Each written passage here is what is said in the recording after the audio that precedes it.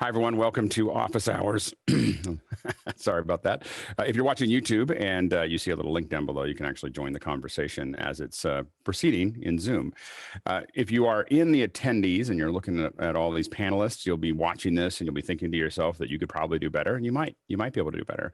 And if you think that and you'd like to give it a shot, you just got to get here early. We open the doors at 6 o'clock. From 6 o'clock to 6:40, I can't promise anything. We talk about all kinds of things, from shows to Zoom to sometimes cooking. And coffee. So those are the things that happen between it, but it's sometimes the most interesting part of the day. So 6 to 6:40 is when we just kind of an open discussion. From 6:30 to 6:40, we distribute the Discord link. Discord link is where almost 800 of us keep talking about this stuff throughout the week. And then between 6:40 and 6:45, we do the mic checks. Mic checks are making sure that everybody's got reasonably good video, audio, and internet. Once we start to do the mic checks, you're gonna have to come another day to join the panel. So come in early, get here before 6:40, raise your digital Zoom hand, and we will bring you into the conversation. First hour is all Q&A, general Q&A about media production. You can ask pretty much anything in that realm. And our recommendation is to get here early and ask early. How fast we go through the questions is often related to how many questions there are. And so we want to kind of time it with that. So ask questions early, and then we'll work through them in the first hour. Second hour is generally something special, something specific that we're going to talk about. Mondays are generally kind of a wild card. Tuesdays are audio. Wednesdays are camera and video. Thursdays are a special guest. Fridays are education. And then Saturdays are kind of a general thing. Today, we have re-recording mixer and sound editor, Mike Moeding, and he's going to be here to talk about his craft, about how he got there and what he does. So we're pretty excited to have him here. Chris Summers will have his last camera session with us. He's going back to work. And so he'll have his last camera session tomorrow with us, talking about building up cameras, cinema builds, rails, and all the other things that go along with that tomorrow morning from 8 to 9. And then we had a cancellation, but we decided to make some lemonade out of that. And so what we're going to do is we're going to meet the panel. So on Thursday, the folks in the panel here, I'm warning you if you're in the panel, we're going to go around and just see what you do. A lot of people don't know what we do. We just kind of random people that showed up and did this. So what your background is, what you do. If you're in the panel, just remember that you'll have about a minute to say what you do, a minute to a minute and a half to say what you do. So think about that and try to be ready to say that succinctly. Friday, of course, we have education. And then Saturday, we have education. We have a longer Q&A, 7 to 9. From 9 to 10, we have education. 10 to 12, we're going to do a special on the new Final Cut in Motion release, which hasn't happened for a long time. So we're very excited. And we'll have Steve Bays, Steve Martin, and Mark Spencer joining our already pretty deep Final Cut team here to discuss the new features and why they matter. So that'll be coming up on Saturday. And I think we have some questions. Phil, are you ready to? I'm ready. I'm ready. Right. I got a question about the Thursday. When we talk about what we do, can we show PowerPoint slides? No PowerPoint slides. You cannot show any PowerPoint slides. Okay, fine. Not even Keynote. Not even Keynote. You're just gonna have to. You're gonna have to run with it. B-roll. Yeah, no B-roll. How about a lower third? No lower thirds. Okay. Okay. All right, fine. All right. First question from Baiju. Thoughts on the new Zoom audio options in 522? High fidelity music mode looks interesting, but can't see too many details about the actual audio specifications. Anyone have any other information on this? Does anyone know anything more that can talk? No, get silence. Anyway, so I believe that the rumors that I heard was 96 kilobits per channel, so 192. The 48, I think, is the sample rate, and then I believe it's a pretty full spectrum record. So it should be very similar to the music mode that Hangouts used to have, as far as the quality goes. Go ahead, Baiju. Yeah, I'm looking forward to doing some A/B testing in the next couple of days. we're using Clean Feed right now, basically for clean audio. So we're going to test this with this and maybe with Unity as well, if I can set it up. So just see how it looks, because Unity actually sounds better than Clean Feed. So I want to see where this falls in the realm. Is it equal to Clean Feed, better? What's happening? But should be good. Great. If it works, it should simplify things a lot for us. Yeah. And Jeff Francis posted that said this option, I think he pulled this high fidelity audio mode. This option In advanced audio, enhances original audio mode, and allowing for disabling echo cancellation, which has a big effect on what's going on, and post-processing while raising audio codec quality to 48 kilohertz, 96 kbs mono, 192 stereo for professional audio transmission in music education and performance applications, professional audio interface, microphone, and headphones required. John. It will be amazing, all I can say. And I'm looking forward to hearing Victor play over it and us testing it here. And the sooner we test and the sooner we could get some things up, it would be wonderful. Yeah. So let's hopefully Victor will be able to join us and play some music for us and see how it sounds for everyone. I do think that it's a huge market for Zoom. As far as being able to, beyond music education, just bands being able to play now at a really high quality is going to make a big difference. And I'm glad that I pushed off. We didn't push off. Peter Hillman didn't have a great setup where he was last week. He's going to come in next week, and so we'll get to test it here. We'll test it before that we get to that. But fortunately, he'll be able to one of our first performances here using the new system. So, or Victor will probably be whenever he's available to us. He'll probably be our first performance. I think we'll get him on as soon as we can. But I think that there's a lot of people that would be really interested in this, and so it'll be. I think it's a very needed upgrade. Next question. Maybe finally our happy birthday will sound decent for once. No. Gotta have good content. Guaranteed. Yeah, I think it's the talent. I don't think it's the technology. No, we should blame It's Zoom going for to take that. a bigger It was update Zoom's than this one. Zoom screwing it all up. Yeah, we were able to blame it on Zoom. The problem is now the hot iron is going to get a lot closer to us. Right. All right. Next question. Jeffrey Rees from the Bronx. Alex, what were some of the reasons for choosing Discord for our discussion as opposed to Slack, for example? Well, one reason is that you get a lot more features for free from Discord. Given that we don't have any budget for this, Slack would be very expensive to put 700 people into. That would have cost, if I remember correctly, off the top of my head, almost $3,000 a month for me to support it fully. So that would have taken a lot of the fun out of it. I would have been. It's hard to get into Discord. Imagine if how much stingy I'd be if I had to pay for $4 a month for each person. So I think that was part of it. I have to admit that I had not used it. I had a couple people said that they were going to go out and do research. I had a sense that we were going towards Discord, but I didn't have any strong opinion about it. So we had like a little mini council at the beginning and it was a variety of different people, Stephen Kimbrough and Phil and Chad and a couple other folks.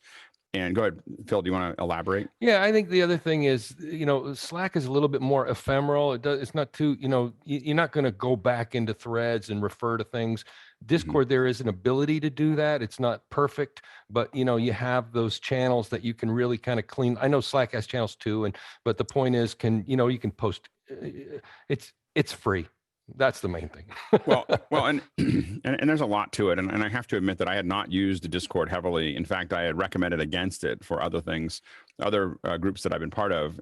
And now that I'm in it, I have a couple clients that pull me into Slack, and I'm always like, oh, it really takes. I'm not interested in Slack anymore. I have. And to we admit. use Discord a lot for just making phone calls to each other, and it's a beautiful sound quality and really great video quality too for a little one-to-one.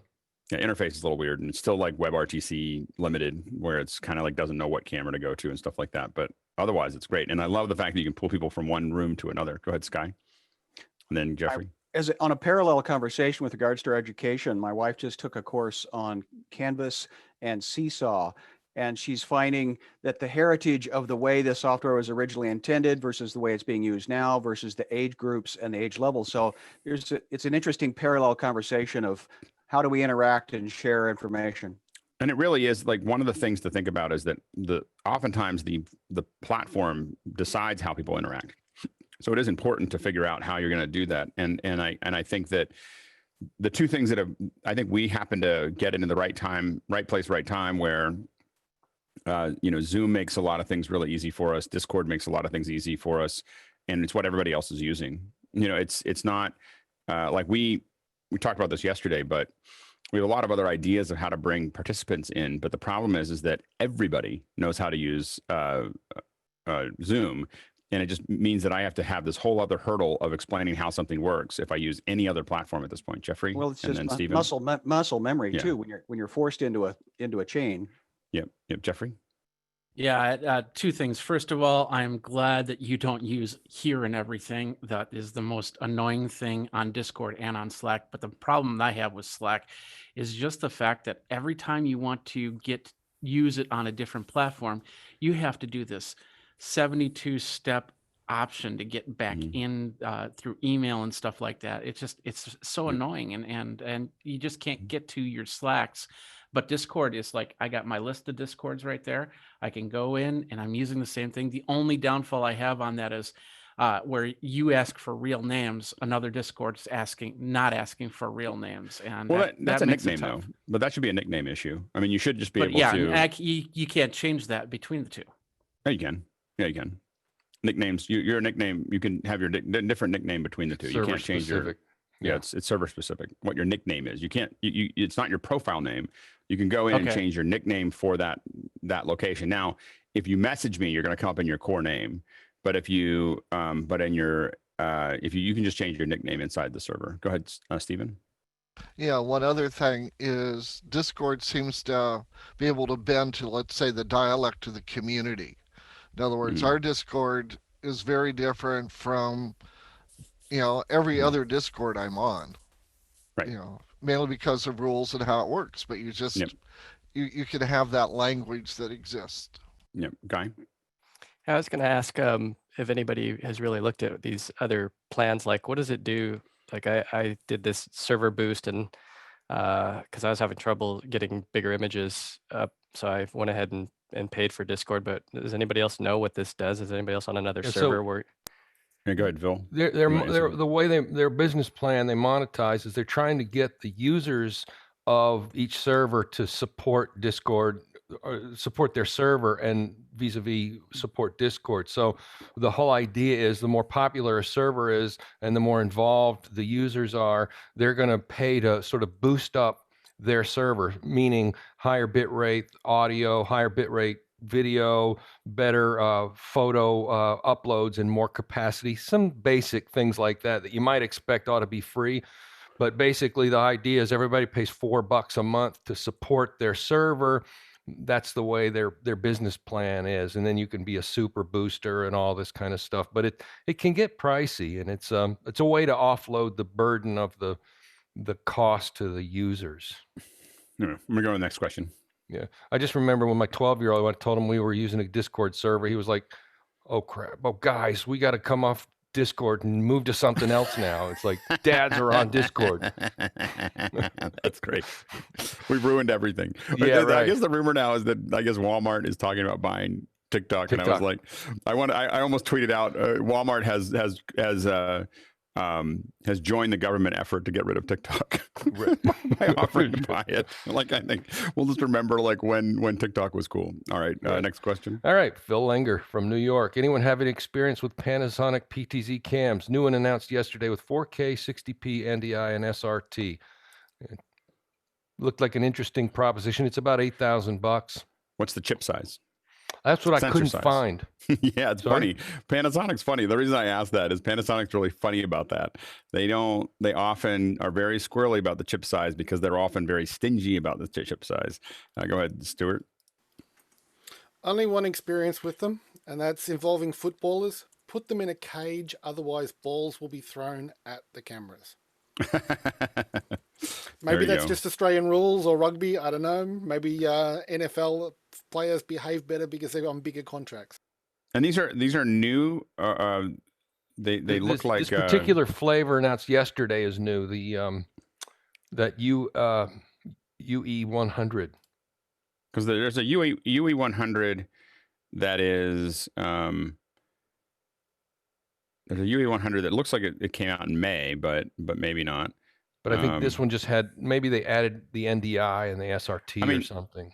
What I will say is that what they do well, what I think is really interesting is a lot of the augmented reality, the pan tilt zoom information going back, and not so much for that you'd actually pan and have the background really pinned to it, but if you have a couple talking heads and you want to zoom in and zoom, do these, having all that information fed back to your real time, whether it's Unity or Unreal Engine, being able to have that tied in so that that background is correct, I think is really interesting. I think they're doing that better than most. They say in this press release, they're also developing a plugin for use with Unreal Engine to make it integrate. So and people are using them with Unreal Engine now. Again, the main thing is that I guess what I find interesting generally about Panasonic, and this has been not something that's new. It's probably 15 years of them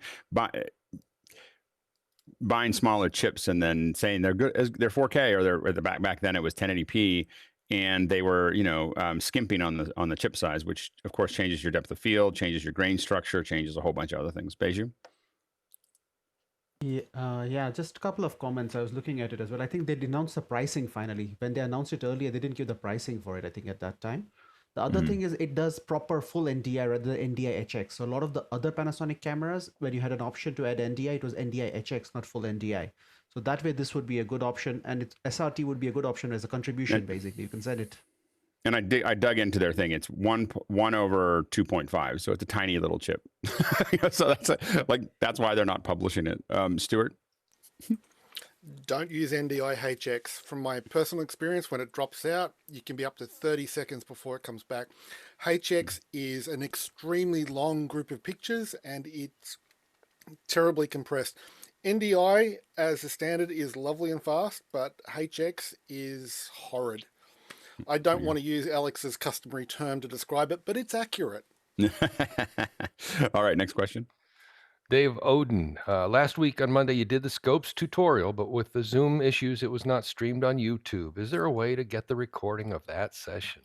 The plan is to come back to it in a week or two with more firepower and talk about it again. I'd rather just talk about it again. And I think we were figuring out how to talk about it, and I don't think we did a great job. I don't think the recording is particularly worth your time. I think we all kind of stumbled through it, but we're going to come back and talk about it some more in the next couple weeks. So. Okay. Next question. Attila X from Ocean Shores, Australia. Belated education question. Looking for real-world experiences with using Zoom and versus Big Blue Button, which seems to be what Moodle recommends. Everyone is comfortable with Zoom already. Is it worth having a closer look at Big Blue Button? I don't know how I should say this. Anything that Moodle recommends, I'd probably not use. like that is the worst LMS I've ever seen in my entire life. Like it is, and it is inflicted on Africa. Like all these schools that we work with are in Moodle, and it's such a horrid thing. It was just. Anyway, that's all I have to say. It is, so there's nothing about it that I would want to use. There's nothing about it that I'd want to be connected to it. There's nothing about that. I think that Big Blue Button, I guess it's open source. Is it open source? Is that right?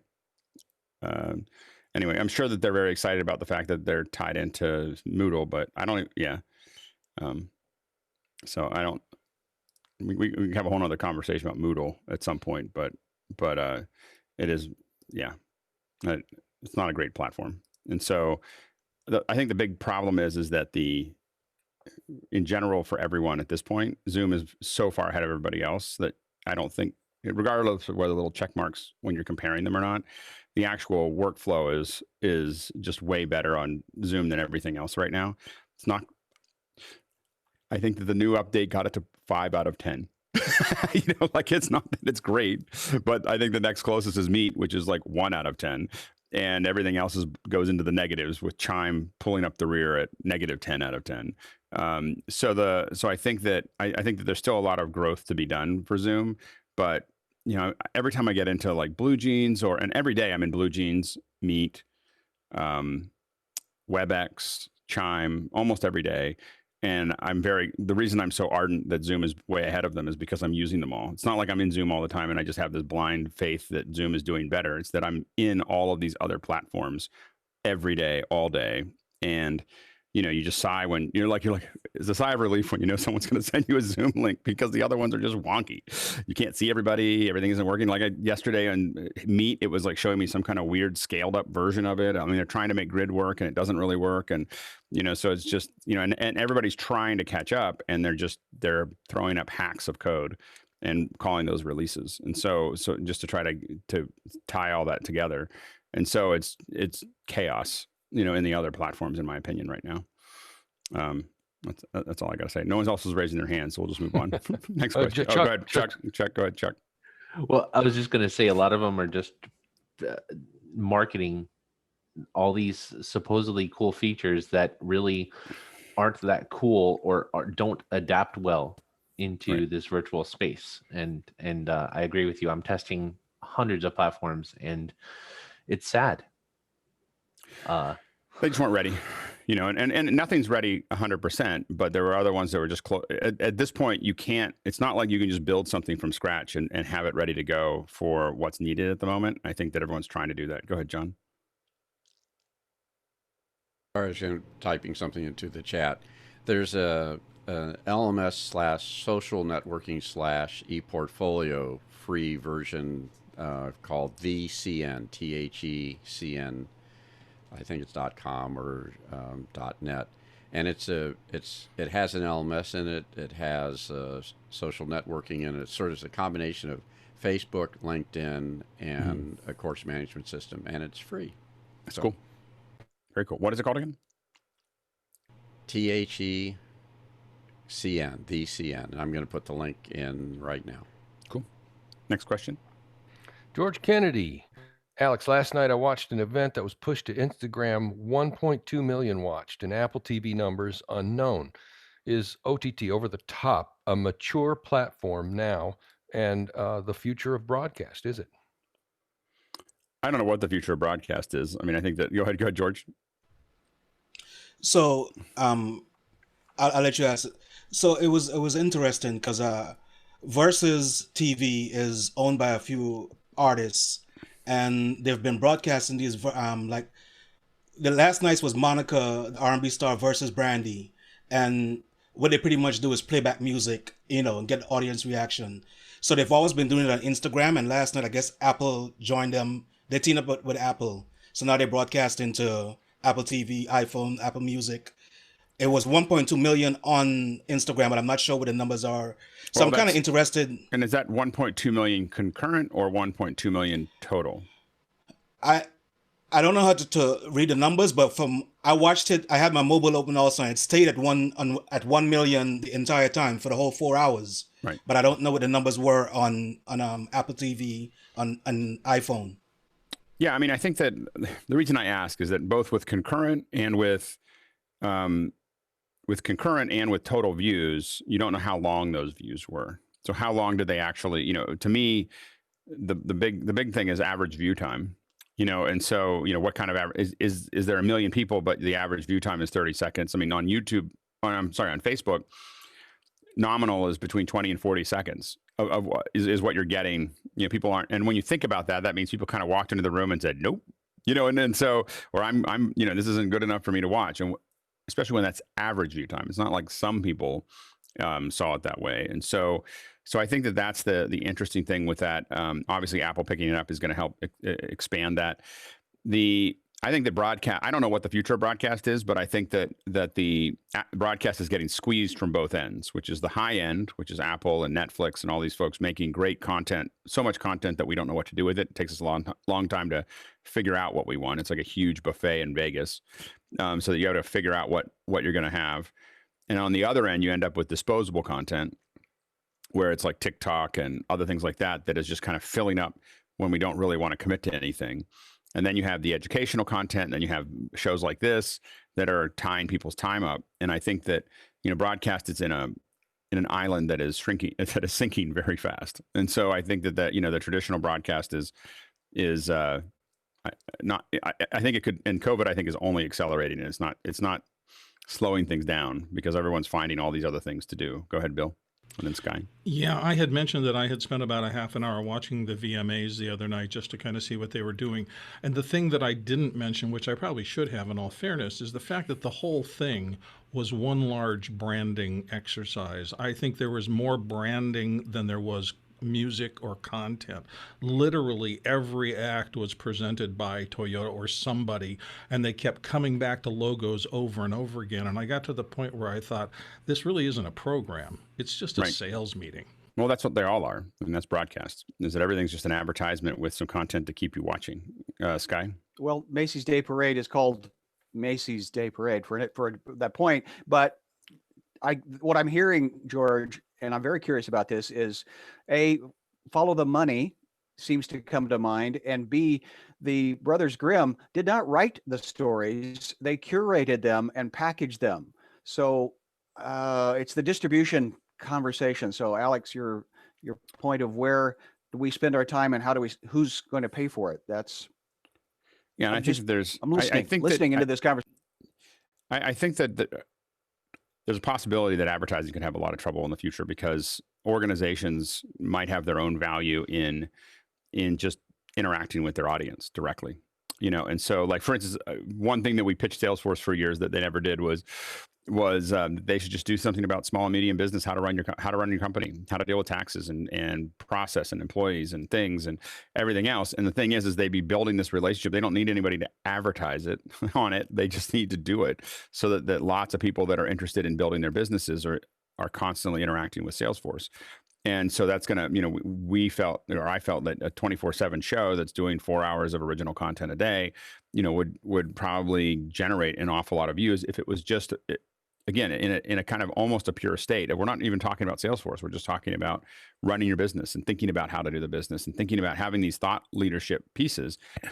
Salesforce is one example of that, but you can imagine, Apple could do 50 of those, that are not, that they're all these verticals, that they're just supporting with content, and they don't need it to be about constantly reminding you that Apple's doing it. It's just that there's kind of an association with producing great content, for that. Now, the hard part is getting people who make the content to not go for the base idea of, now I got to, the problem that all these corporations have when they start doing the content is they immediately want to talk about what they're trying to sell you immediately. Their salespeople get into it and they poison it because they immediately want to throw something in. Okay, buy this.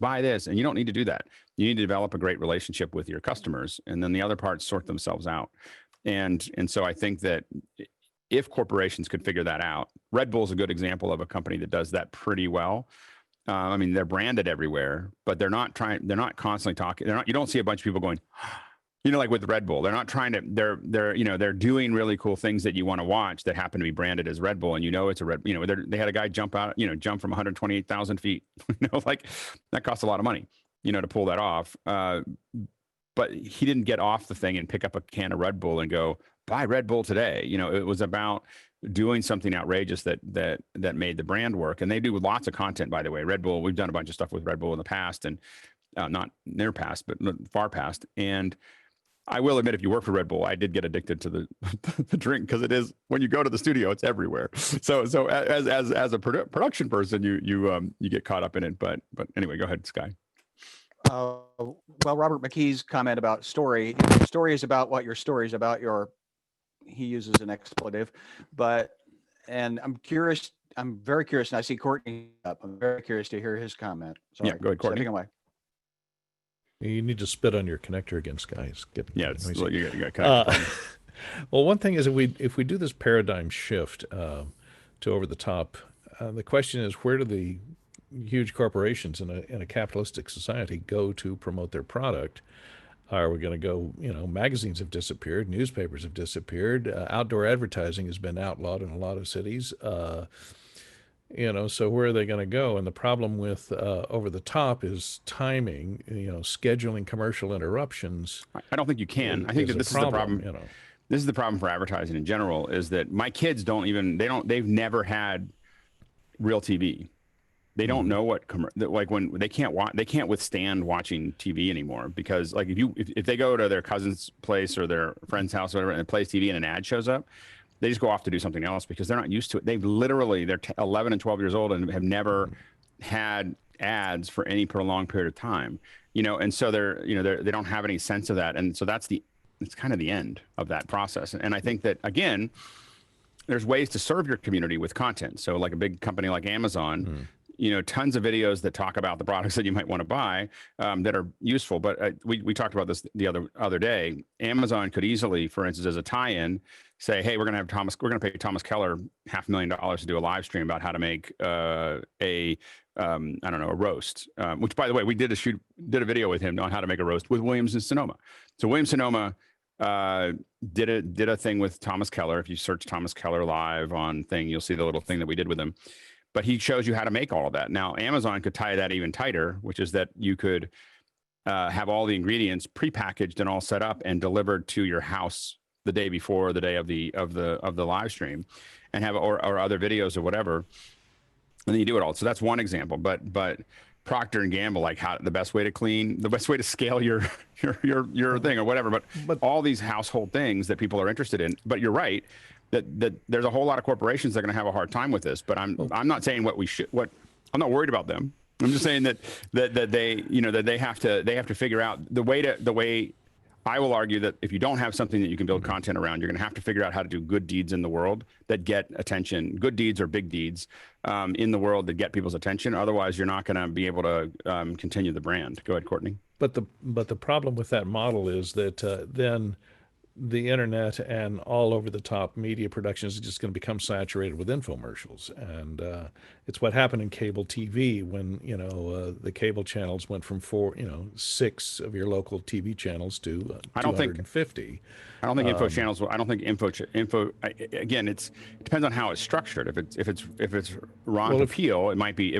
I don't think it'll survive. There's too much content. Like, you can't put out infomercials and expect people to watch them anymore. Like, that's the. Well, I agree with that, but since there's no other outlet, like I'm saying, if there's no other output for regular advertising, because print, they'll make them, but no one will watch them. Like, I'm just saying that like it's.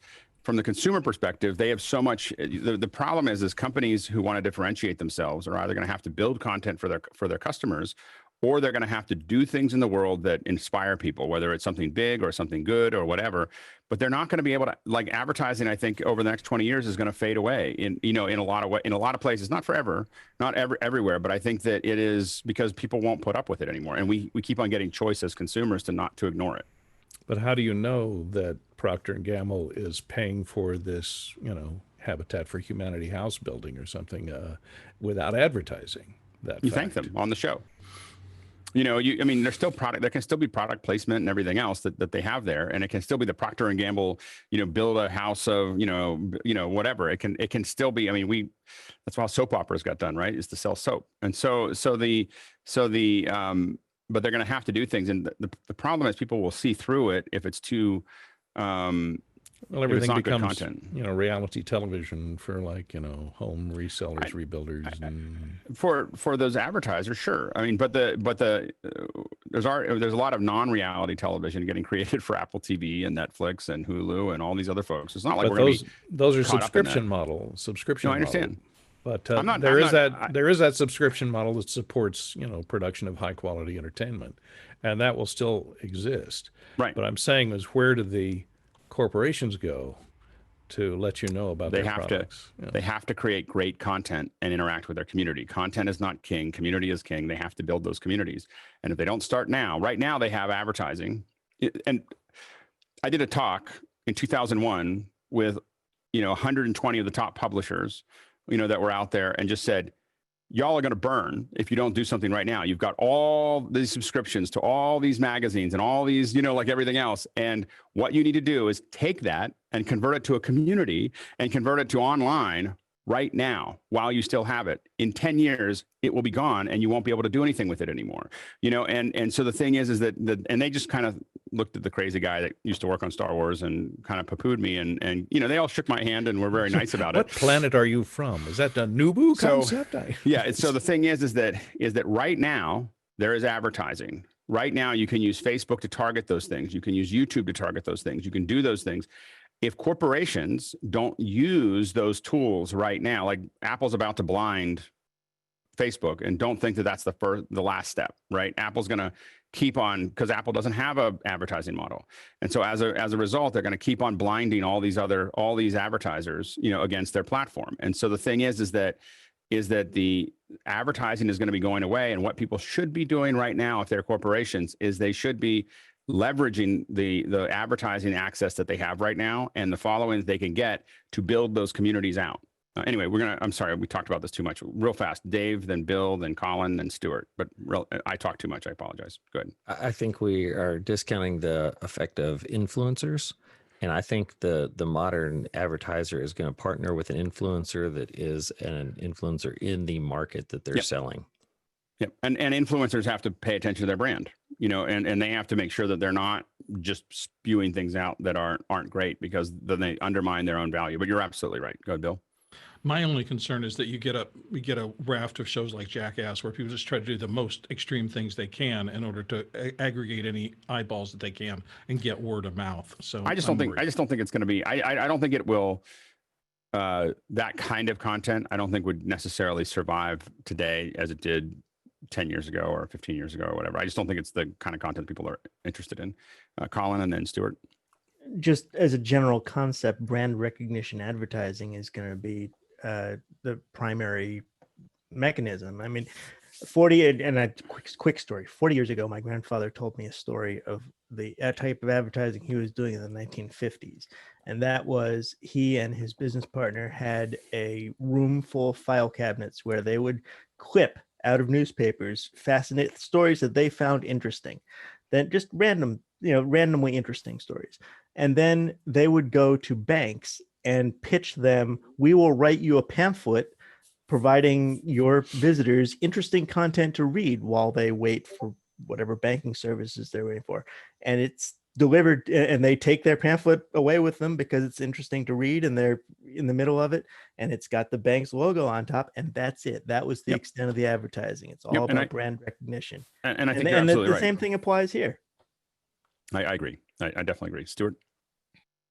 Yeah, the same thing does apply here. And I think we'll soon, like within the next couple of weeks, I expect to see TikTok people with the same sort of badges on their clothes when they're doing a performance or a dance and whatever, that we see NASCAR drivers wear with all their sponsor logos. That's the real easy way for advertisers to get their foot in the door, to have logos on screen while somebody else is making compelling content for them. I can't get into specifics, but I can tell you that TikTok is way deeper into that already. They don't need to put the badges on. They're wearing certain clothes that they're paid to wear. You know, if you've got more than about 5 million followers on TikTok, you're getting packaged up to brands where the same shirts and everything else show up on 20 TikTokers, you know, that are different and customized to them, but they're wearing them, and they absolutely impact sales. You know, and so that's already, they don't need in TikTok, they don't need the logos. They don't, all they need is them to wear the clothes or use the thing, or, you know, that I had someone we knew made a spoon that would you could set on your pot, and Oprah showed it once and it almost killed the company. Like, it just, you know, there was so many orders, you know, of that, but that comes also from someone who has a lot of juice, which means that they generally say things that are useful, and that takes a long time. If you just constantly shilling stuff, it dies away pretty quickly. Next question. Okay. Joshua Feingold from New York bought 2 Pyle ear mics for Zoom calls. I noticed that the panel members who have it do not use the included windscreen. Is there a reason to not use the windscreen? It mostly just doesn't look as nice. Bill, and then Mickey. When there's no wind. Yeah. No wind. If it's in front of if it's in front of your mouth, you need it. And if you're outside, you need it. But we don't usually use them otherwise, because this is a big thing that's floating next to your face that aren't necessary. Yeah, go ahead, Greg. Yeah, just as an aside, I mean, the foam windscreen does cut a tiny bit of high end too, so right, you'll be a little less intelligible. Yep, absolutely. And you really can't afford to cut high end on the Pyles. That's where they're weakest. That's a fact. But and also it's a windscreen and not a spit guard. Right, so right. Next question. If you don't have wind, don't use it. Stuart Fairweather, is it just me, or is there overwhelming tendency for websites and social media to ruin desktop user experience while building mobile device platforms? Eclipse over on DeviantArt is particularly bad on the desktop, as in the new version of Facebook that is about to be forced through. Can you tell I feel strongly about this? Go ahead, Colin. It's about allocation of development resources. For the last 10 years, the conventional wisdom is 80% of traffic comes off of mobile. So that's where the development resources are applied. And you want to generally develop in such a way that you can use a single platform, a single design aesthetic, a single layout across both platforms. So you get slightly adjusted mobile layouts on desktop rather than the other way around. Bill, real quick, and then we'll move on. You're developing for eyeballs. Wherever the eyeballs go, that's where you have to go, where you don't stay in business. Next question. Is there a good, Roger Miles, is there a good reference to document the various codecs like file formats and streaming protons as used currently? I mean, there's lots of them that are floating around that talk about those things. I don't know if there is a specific reference that I would use. There's so many of them. You end up kind of searching. Even Wikipedia goes a long way in giving you most of the information that you need about how the bits go. And then there's a couple folks. Go ahead, Mickey. Yeah, there's so much like documentation and articles on this, but a good like starting point would be Frame.io's workflow guide. I'll put a link in the chat. Yeah, and I was trying to think. There's trying to get make sure I get the Jan Ozer, Ozer, does a lot of stuff on LinkedIn. So we should get him on here to talk about streaming. But he does a lot of classes and reference guides, and I think he's written a couple books on streaming. But he's a pretty good source for generally how it all works. Jeffrey and then Stuart. Yeah, and the best thing to do is just to go to the source that you're streaming to. If you're going to YouTube, if you're going to Facebook, if you're going to Restream, if you're going to wherever, they're going to give you the exact streaming parameters that you need to send your audio and video to. Yeah, the main thing though is understanding why, and that's what you want to get to eventually. Stuart. Understanding why. Where are we streaming protons to, and how can I get on that action for rocket engines? Yeah, exactly. That'd be great.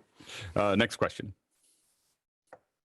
Paul Shadwell, I'm having fun working with DaVinci Resolve Fusion to remove a ring light that is reflecting in a window behind the talent. Is that sarcasm, Paul? Has anyone managed to do something similar successfully? Do you have any tips? Go ahead, Stuart. It's a creative choice, but blow the window out to overexposure. It's one way to do it. Yeah, absolutely. Go ahead, Bill. Yeah, if it's up in a window somewhere that it's not over the person's head moving, it's relatively simple. Just clone the video track and break down a piece of it and move it over to mask it.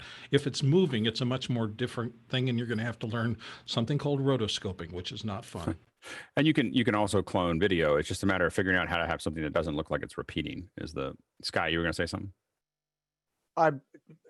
Bill already talked about cloning the video replacement. Yep. Thank you. Okay, next question. Jonas Duttel, has someone worked with Api.video for distribution of live streams? I just hit remove it. Yep, sorry. Yeah, you just got to turn it on when you before you ask it. Just hit it. Don't do it secondly. Api.video for distribution. I have not used Api.video. Has anyone used Api.video? I'm just now looking at it. It's the first I'd heard of it. It looks very cool. Yep. I know that's not very informative. Yeah. Okay. Yeah, we think it looks cool from the outside. We haven't used it. All right. Next question. Attila X, USDZ in motion. Is the file format suitable for bringing in complex models such as whole rooms to fly through, or is it only good for simple objects with not much detail? I want to try to do more than just spin a baseball. That's going to depend on your. That really depends on what you're using to render it. So how powerful the computer is that you're running motion in. You can add a lot of detail to those things. Remember that it's a real-time renderer, and that so here's the place where real-time renderers tend to fall down. And this is not just USDZ, this is Unreal Engine and everything else. When polygons get close to each other, so long polygons get close to each other, you end up with aliasing, because it's just how it's trying to write those across it. You'll see this on even Unreal tests, where something with a real tight edge or a little groove is, suddenly you'll see a little bit of aliasing. Aliasing is kind of a stair-stepping going along the long lines. And so that aliasing is something you have to be very careful of in a real-time renderer that doesn't do a lot of oversampling. The reason you don't do oversampling so what oversampling does is it renders it. If you have 4x oversampling, it renders your image 4 times bigger than it should have been, and then it scales it back down. And when it scales it back down, it kind of mushes all those pixels together, typically using something like bicubic sampling. And so it mushes them all down, and it recreates all the little all the little half values that would exist inside those pixels. When you just render them out and they're either on or off at 1-to-1, you end up with little aliasing. And so the challenge you get into with really high detailed scenes is along edges. So be like your windowsills or the edges of your chair or something like that. I'm ruining your viewing experience of real time forever. So maybe not forever, but you'll see little stair stepping that goes along those lines. Very, very subtle, but those are stair stepping, and that is coming from the real time renderer, not oversampling. And if it oversampled, it would take a lot more CPU power or GPU power to do that. It's not that it's impossible. It's just that it's much more computationally expensive. From what I've seen on motion so far, it's not oversampling. So objects that don't have a ton of really tight details tend to render really well. Some of the objects that I've thrown in that have really tight details tend to alias just a little bit. For me, what that means is if I was building educational content or presentation content, I'm fine. It's fine. It's really good, better than most things. If I want to do broadcast quality content, I'd be a little bit more concerned. What's interesting is that actually that the 3D rendering of the fonts, for typing actually are very good. They render very well. So I'm still experimenting with it, and we'll probably talk more about it on Saturday, but those are the things you want to look at. You should be able to put a whole room in. That's not the room isn't the issue. It's how much little long details that you put into that room that are going to start affecting that, and what can you get away with texture versus. And I'm excited about it. I'm trying to think, 15 years ago, tried to build a digital, like with planes, try to really build a digital set inside of Motion so that we could key, a host inside of a digital scene and be able to just move the camera around anywhere we wanted with her on a card, and didn't work very well. So, but we did it for a little bit. But what it means is that when you have a card, you can actually do some pretty big moves. If you put your host on a card, you can do some pretty big moves without people noticing that they're on a card. So you'd be surprised at how much you can kind of move in and out of things and create dynamic camera frames. With that. And what was missing for us up until now was that 3D data. Now what's missing is enough apps that really let us build that data, for Motion. And so anyways, we'll see how that goes. Next question. When you mean card, like a physical index card? Think of it as a card, but it's like a single plane. Single plane, you got it. Yeah. That has that person mapped onto it, and you pull the key. So you have it with the alpha channel, and you have them on a key, and they're just sitting in the card, and you set it inside of the 3D scene, and you can move it, and it actually, cards are pretty effective at putting people into those things. Yeah, you can't move very far, so you can move in a little bit like this. You can move up a little bit, but you got about 10 degrees that you can move back and forth, and then you can move in as much as you'd like, and it works pretty well. But if you go too far, they start to stretch. So well, that's where parallax is your friend. You don't need a lot of movement. So you can you can absolutely do. We did a bunch of shoots with for Adobe and a couple other folks, and we did a whole bunch of those where you just have these little drifts that are going back and forth, and that completely works, and it's just a person sitting over green screen. Well, everybody thinks you need a big doorway dolly, and it's like, no, like a 2-inch move and you're done. No, and you can totally do that with cards. And we'll try to in the future do a little test of that. Anyway, next question. Yeah, Peter Rosado, an IT guy and an AV newbie from Las Vegas. Would the panel do a quick breakdown on what DANTE, SCORPIO, MixPre are and do? I hear the panel talk about these during mic checks and in discussions, but don't fully understand what they are and what part they play in AV chain. You got 15 seconds, Alex. Go. SCORPIO and MixPre are mixing. They're portable mixing units. The SCORPIO is a very high-end one that has DANTE in it, and it also has just a lot of tools. It's about $10,000. The MixPre starts at about $700, $650. Now the MixPre is more cost-effective. It also has 32-bit float, but it doesn't have DANTE, and it doesn't have a lot of production tools that you might have inside of the SCORPIO. DANTE is a IP-based audio transmission that will audio basically that lets you build a router in the quote unquote in the cloud off of one machine. One machine will have a chip that says, okay, I'm the DaNTE network, and you can start passing lots of audio back and forth between everything on the network, assuming your network's set up correctly. Did I say it okay, Mickey?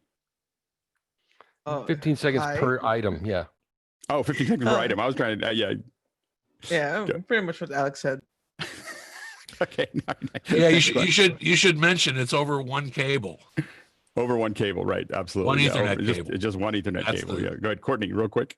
You left out one important thing about the Scorpio and the MixPre 3s. They're also digital multi-track recorders with Yes. timecode support. Yep. Not just an interface for a computer. Not just interface. Very, very powerful recorders. Some of the best in the industry. All right. Next question. Yep. Rachel Ann Clifton, has Zoom made any specific recommendations as to brand name gear that is preferred, or do we know their test lab products? Zoom quote, professional audio interface, microphone, and headphones required. There's so many brands, I think it'd be hard for them to do it, but we probably ought to put up a guide. That would be really useful. Someone ought to put that up. I mean, you could use a variety of things. I mean, a lot of us use MixPres, but Scarletts, are pretty popular as far as an interface. Zooms can be used for interfaces, but also lots of mixers, whether it's Behringer XR12 or 16 or 18 or lots of other bits and pieces. Bill?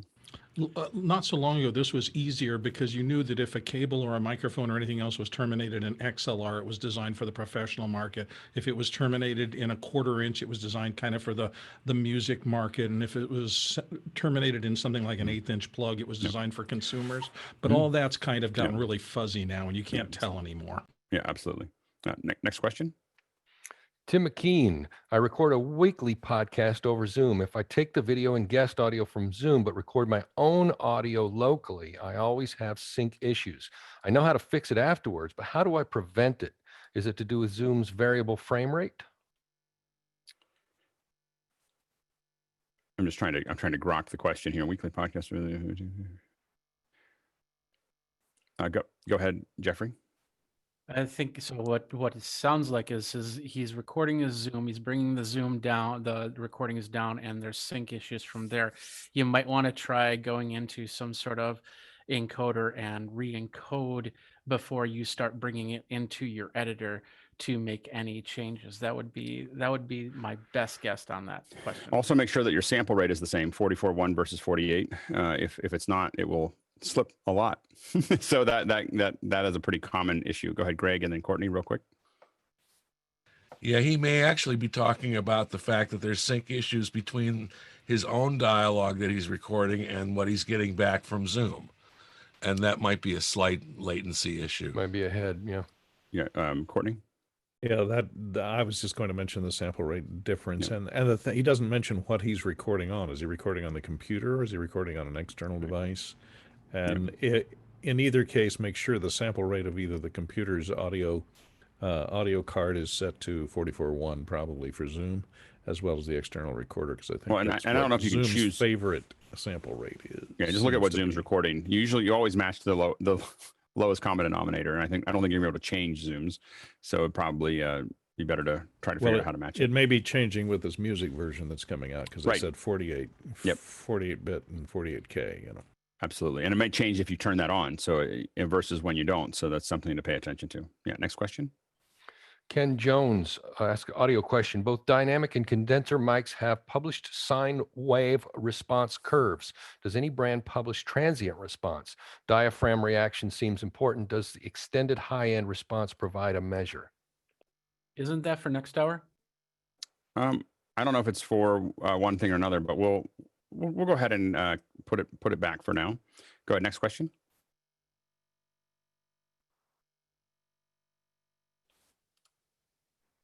Go ahead. Are you on, Phil? Oh, sorry. I thought I read it. I was on mute. What are your thoughts on the new Red Komodo from A. Barrera? I haven't used it yet. If they send me one to test, I'll be super excited. Mickey? I just hope the fan is fixed now after a decade of working with Reds, or over a decade. I hope the fan is something that we don't have to deal with in post-sound. I mean, that's been the issue that we've had with Reds in general. I got 2 Scarletts years ago and ended up not really using them because I didn't realize how much of the fan noise was going to be a problem for me for live. you know, like I just couldn't, you know, for what I was doing, I thought that they'd be great, and I got them on a good deal, and then never used them. I mean, I used them a little bit for some shoots, enough to pay them off, but not enough to be happy with them. Next question. Yeah, Jonas Dotel, Alex, are you planning to integrate Zoom into Mukana? This way, when Zoom has an outage, you could switch to YouTube, but still point all attendees to the same link. Yep. Next question. Chuck Wojak, anyone have any experience with Roland VR50HD? Thinking of an almost all-in-one option for quick remote studio for streaming event. Any thoughts? Good guy. Yeah, I've owned those. Those are awesome devices. They're a little bit long in the tooth now. They really come in handy in the analog world. Like locally here, Adobe still had some VGA stuff, and I had one of those and was able to plug in some of that component stuff. So the cool thing about it is it's got the touch screen display. So you can just tap on the screen to choose your source. And then the back of it, it has just a ton of connections. So HDMI, well, SDI, HDMI composite, so you can even take a DVD player and feed that in as a source and up-res it, and then you've got XLR in, and then the big thing that it's got is the USB streaming out, which is super handy for, you know, feeding it into a computer. But it's a big device. It's not no A10 mini, but it's also really expensive. And they have a new version out. I don't know if he's talking about the 2, and I have them at the store. Very good. All right, sounds good. All right, next question. Brandon go ahead, Berg. Chuck. Oh, you're going to say something, Chuck, real quick?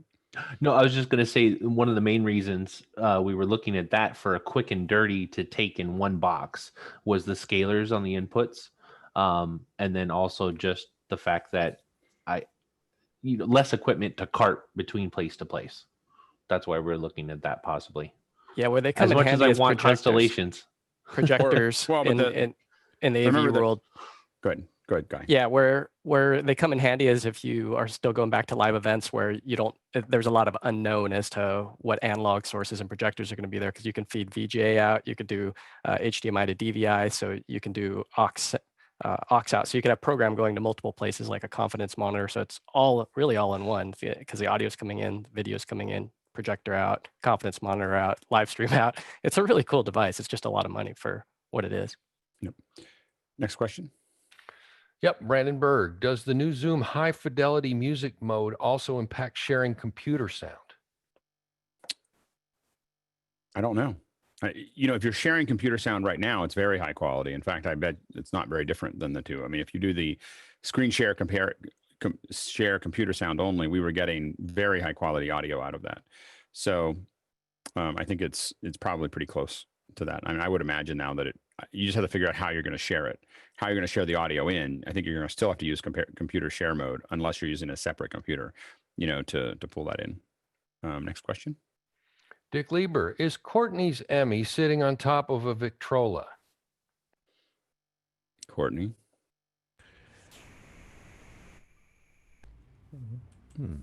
No, that is not a Victrola. That is the competitor to Mr. Thomas A. Edison, which built that device.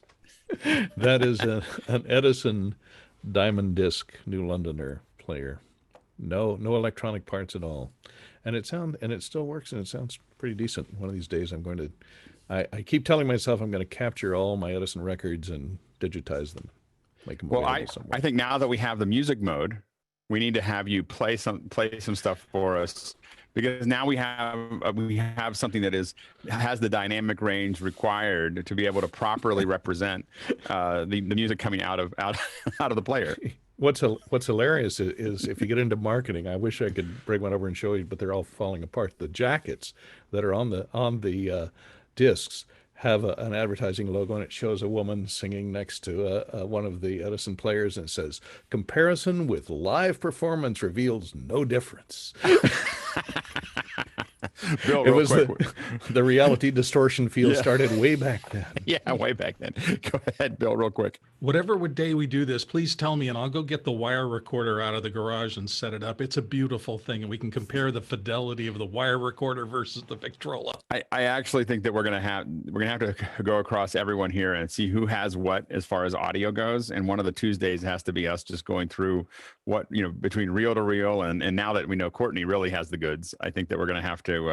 That's gonna be a whole nother discussion. Throwback Thursday. Yes, absolutely. So we are now shifting gears right on time. And so if you have questions, again, coming up for, is it Michael Moeding or Mike Moeding? Either one is fine. Oh, either one is fine, because I think our introductions were in Mike, and then yeah, Mike's cool. We Mike's can go cool. with Mike. Is that good? All right. So so we're shifting gears here. Of course, this is audio is our specialty on Tuesdays, and Mickey and Greg both know Mike and suggested that he'd be a good guest for our second hour. And so I'm so happy that Mickey was able to reach out to Mike and bring him in. So, Mike, I guess what we're going to start with, and again, for those watching, if you have specific questions for Mike, please start posting those questions, and we'll start getting them ready to answer. Usually, a lot of the time is just spent with your questions. So, if you're watching and you haven't done this before, start asking those questions as Mike starts talking, and we'll go through it. And Mike, tell us a little bit about how did you get into this? Well, first of all, what do you do? What is your day-to-day job? So right now, my main day-to-day job is doing sound design, sound editing, mostly sound effects editing. So I'm working on a lot of different TV series right now. Just finished up Shark Week for this year, so that was pretty intense and pretty fun as usual. But yeah, what's an example if you're doing sound effects for Shark Week? Give us an example of what does that mean? It means a lot of fishy, swishy water movement sounds. That's what it comes down to a lot. And it's funny because I've been doing Shark Week for just over a decade now, and it's kind of shifted what the directors want to hear. When I first started, I think 11 years ago was my first Shark Week. Shark Week was kind of shifting from being just purely educational to becoming a little more entertainment oriented. So back then, it wasn't just swishy water sounds. It was a lot of, we were mixing in lion roars and, big metal cage rattles and stuff like that to make it feel really intense. These last few years, it started to tame down a little bit, which I enjoy. It makes it a little more realistic, but it's still a lot of added stuff, And this is added stuff over top of, so you got video of sharks, and then we're adding effects over top of that to intensify the experience. Yeah, absolutely. So we use a little bit of the recording. They all have microphones on them with the cameras, underwater cameras, and that stuff actually helps a little bit. I'll use some of that production sound just to get extra little bubbly textures. But yeah, anything underwater, 99% of what you hear on the show is stuff that we add in. And where do you get it? Where does it come from? The sounds? Well, yeah. I've got different sound effects libraries that I've licensed, and I've also been recording my own sound effects for this stuff for the last 12 years or so. So I've got tons of different sources for it. And then I use lots of different plugins as well to modify the existing sounds. I always try to, every year with Shark Week, I'll spend a few days before I start digging into the edits, just kind of creating some new stuff and changing that I've used previously. So just trying to keep it fresh every year by either recording new stuff or just applying new processing to the stuff that I've used before to kind of freshen it up. Do you find that you have to, or do you find yourself constantly wanting to sample things? I mean, is it something that you have a recorder around a lot? Is it something you try to pick up? Yeah, I do. I used to be really obsessive about it.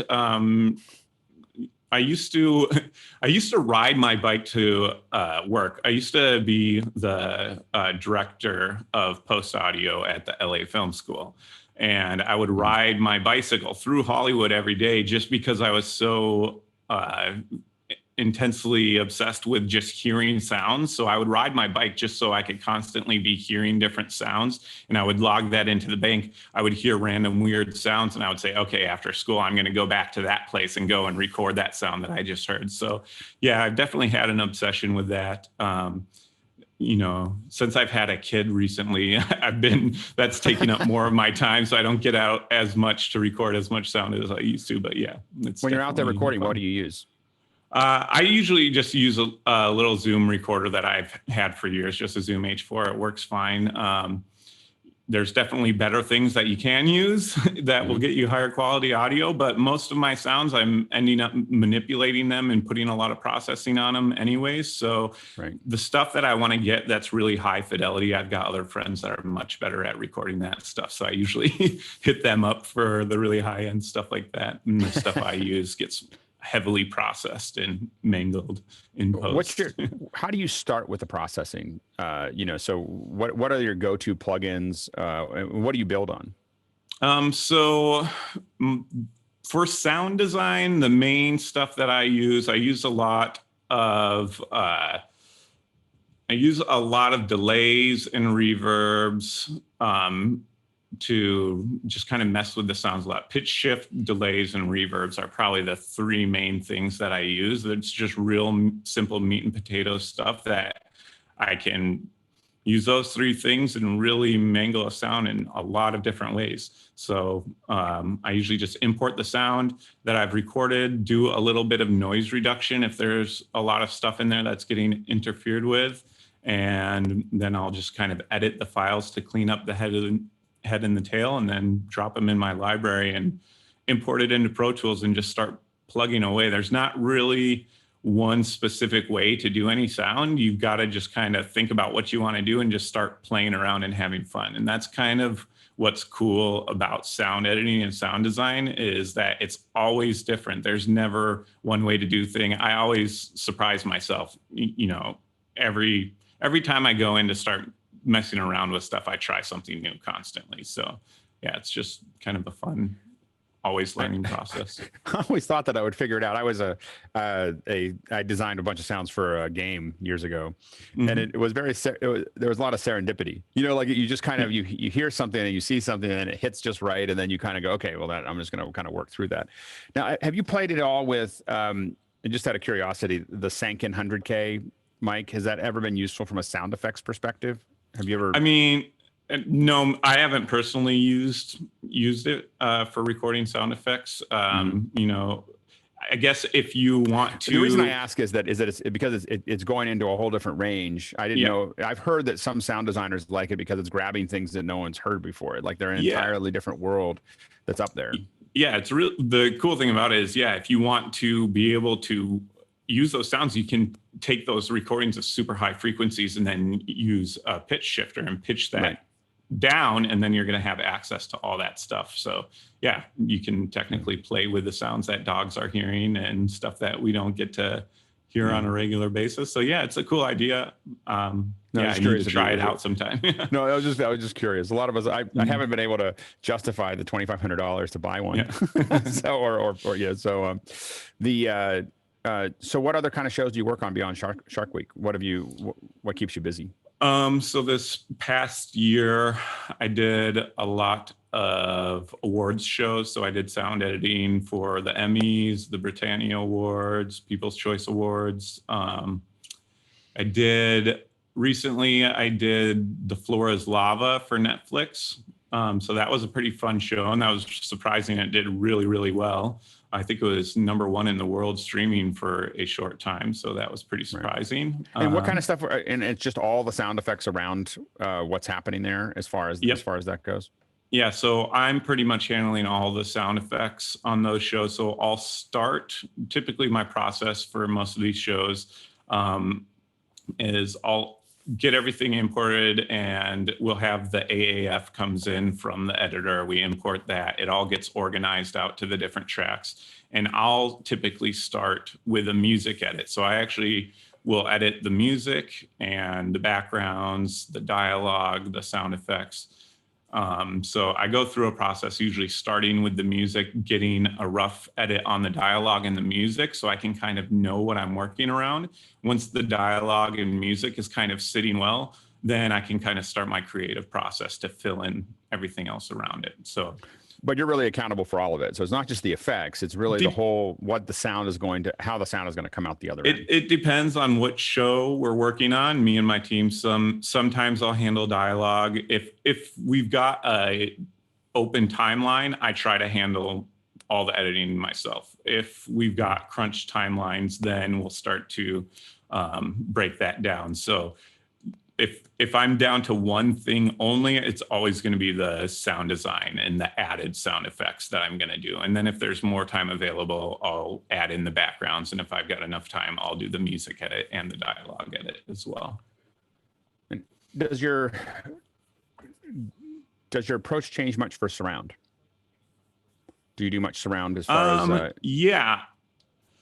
For the sound design, the track layout is kind of what changes the most for surround. The amount of background layers that we use is a lot more when it comes to surround sound, because when you're working with stereo, everything kind of stacks on top of itself. So you've got some stereo elements, and then you use a couple mono elements that you can pan left and right to get a texture. But once you get into surround sound, then we can really move those objects around a lot more from the front to the back. So we end up layering a lot more stuff when it comes to the backgrounds. For sound design stuff, we've got to think a little bit more about our low end when it comes to sound effects editing, because we've got a separate channel just for low frequency effects, the LFE. So my editing will add in extra layers just dedicated to go to that LFE channel. And is most of the work now in Atmos, or is that pretty much what you're using for surround at the moment? Well, unfortunately here, I'm not set up for Atmos yet here in Bali, but right. But yeah, it's going that way. Everybody's starting to switch to that Atmos home system. So I'm going to have to catch up really soon and get that installed in my studio here. But yeah, as far as right now, we're still delivering stuff in 5.1. There's still networks taking that stuff. So I'm guessing pretty soon. Now Netflix is taking a lot of the Atmos stuff, and we'll see with the traditional channels. I do a lot of work for Discovery Channel and stuff like that, and I don't think they've been asking for Atmos stuff yet. So it'll get there soon. No, absolutely. Ken Jones asks, this is for audio, so this is an audio question in general. It may not be specifically to you, but let's, he said both dynamic and condenser mics have published sine wave response curves. Does any brand publish transient response, diaphragm reaction? Seems to be important. Does extended high-end response provide a measure? Does that make any, do you have any opinion about that? Yeah, go ahead. I mean, I'm sure manufacturers that do have extended high-end response will be graphing that stuff. I personally don't know. I'm not an expert on different mic brand stuff. Greg or Mickey might be a little bit more informed than me on that subject. We'll just keep moving. Stephen Kimbrough asks, what would be the basic set of tools, a good set of ears and a sense of what the place is that would allow someone to get started? A basic recorder and mic, and then sound and file sounds away. So what do you think is the basics for someone to go out with?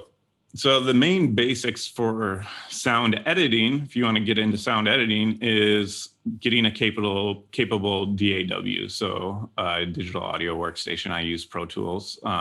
But there's other cheaper options out there like Reaper. Reaper is an amazing DAW that has a lot of capability, and any DAW that comes with a basic set of tools like EQs, reverbs, delays, time stretching, that's what you're going to start with. Now, for recording sound effects, you just need any sound recorder, really. Any Zoom recorder is going to work fine. If you have sound devices, you're going to have much better preamps, and you'll be able to capture stuff that is going to be a lot clearer and with better headroom, so you can record louder stuff as well. But yeah, just a basic recorder like a Zoom and handheld microphone that you can take with you. Usually a shotgun mic would be ideal for going outside and recording, something hypercardioid, so you can get a little more directional with it.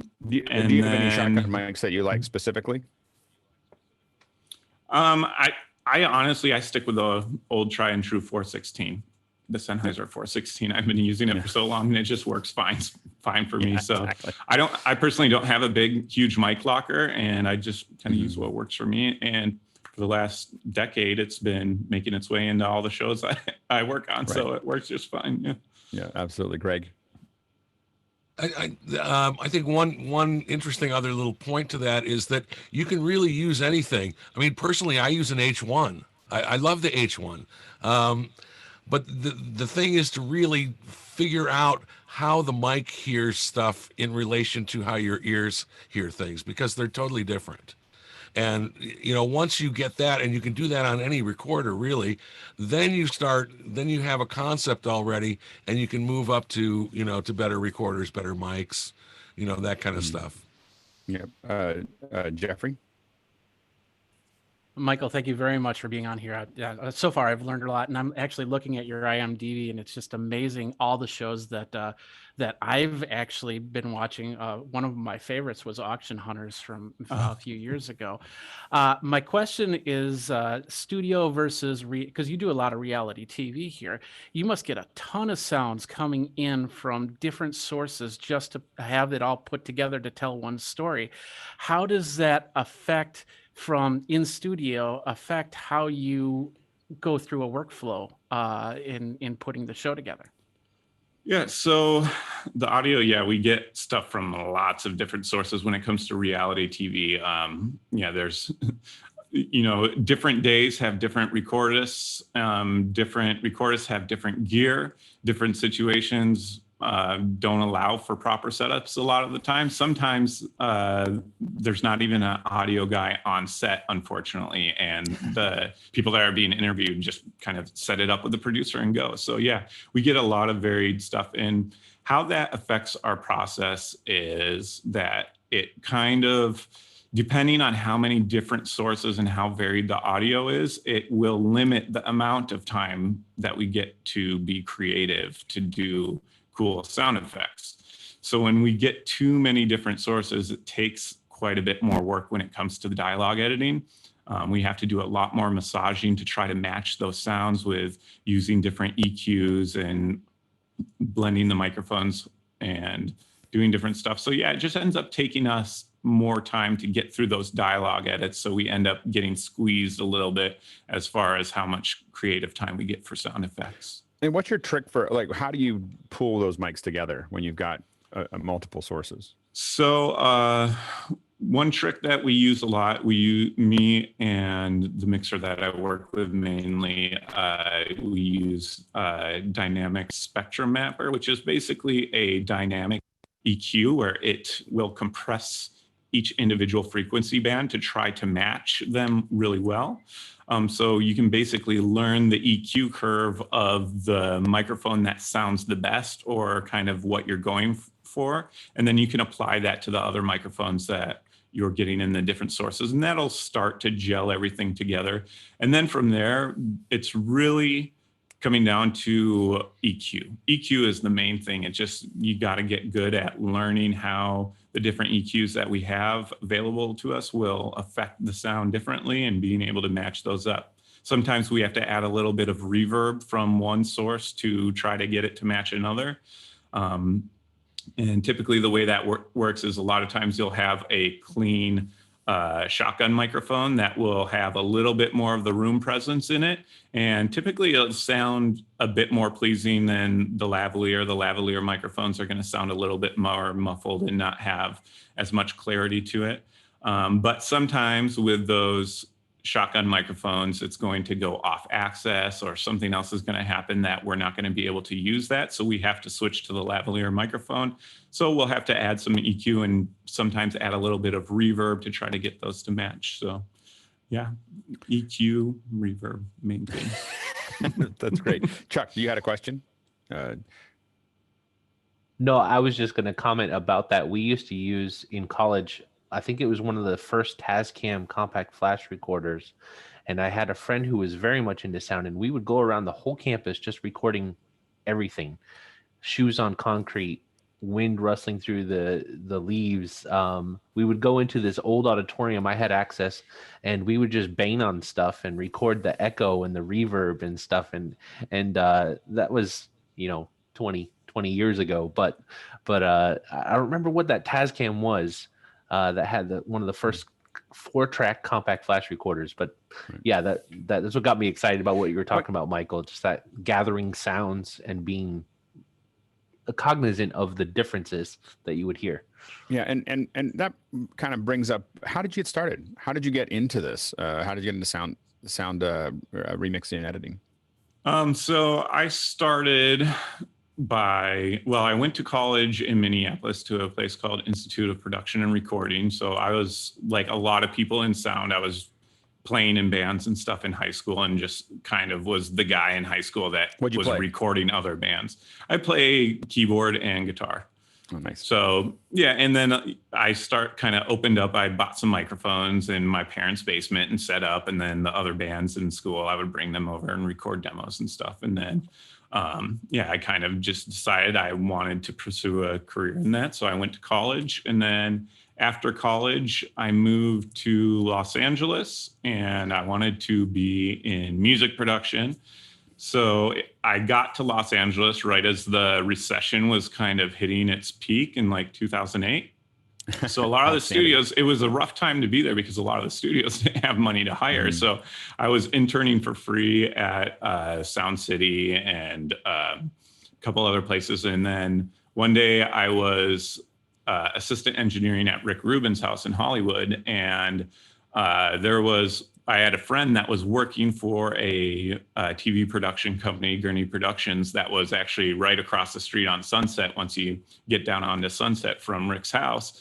And he invited me, hey, why don't you just stop in and see what we're doing after work? So I popped in there one day after work and just kind of hung out with the guys and saw what they were doing and thought it was really cool. And they asked, hey, well, do you want to give this a shot? And I said, yeah, absolutely.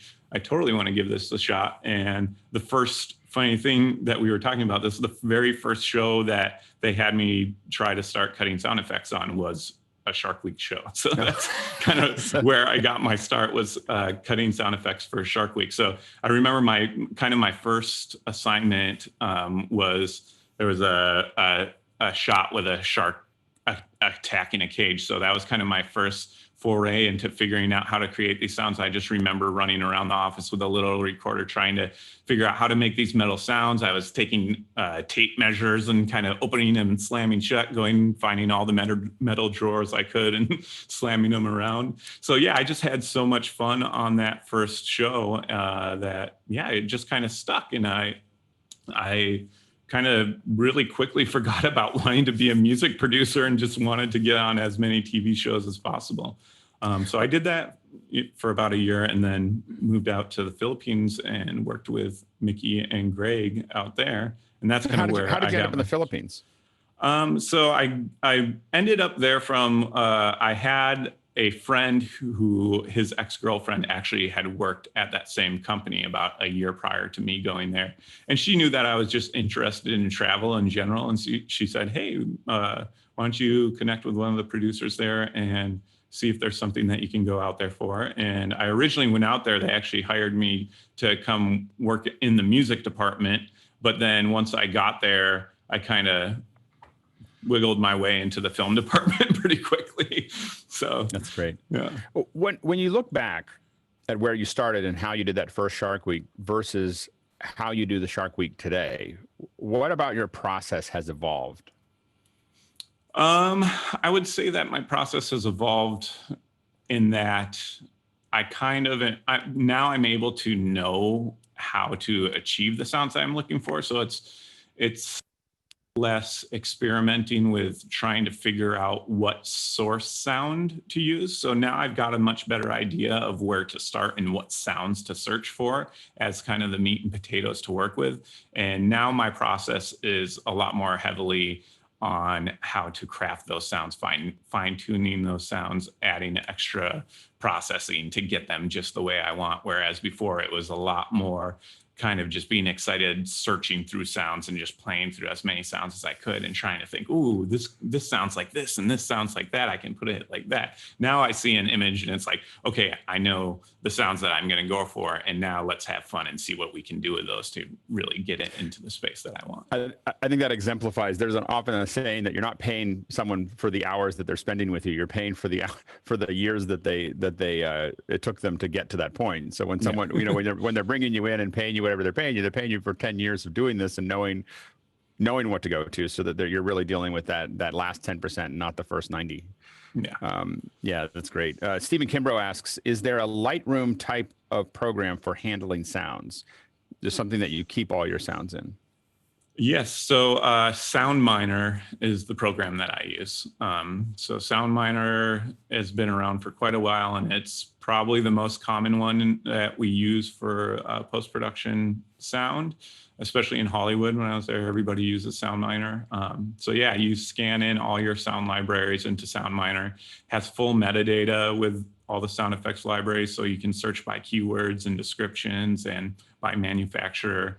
And inside of SoundMiner, I can manipulate the sounds, do pitch and time, and then it will spot it directly into my timeline in Pro Tools. So yeah, that's where I start with all my sound effects. I go into SoundMiner to search and find the ones that I want, manipulate them, and then send them into my timeline, and then go from there.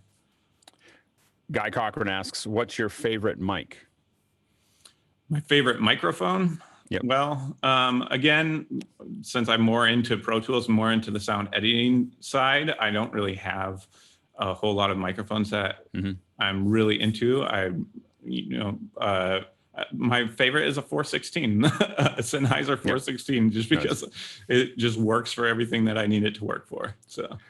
And yeah, Garrick also asked how to keep your audio files organized so you can find them. So SoundMiner is and how much is SoundMiner?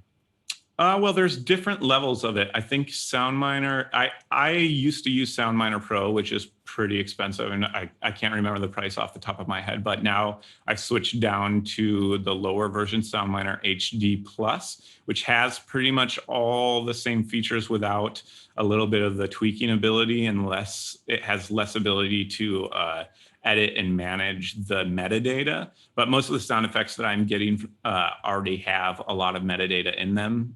So I don't really need as much. And I think that last time I checked, I think it's around 350 US for that. And there are lighter versions. I think there's a version for like $99 that is just real basic, just has your sound effects by file name and will transfer it into your DAW. Yeah, Mickey? Yeah, I think it also varies by channel count that's supported as well. Yeah, right, absolutely.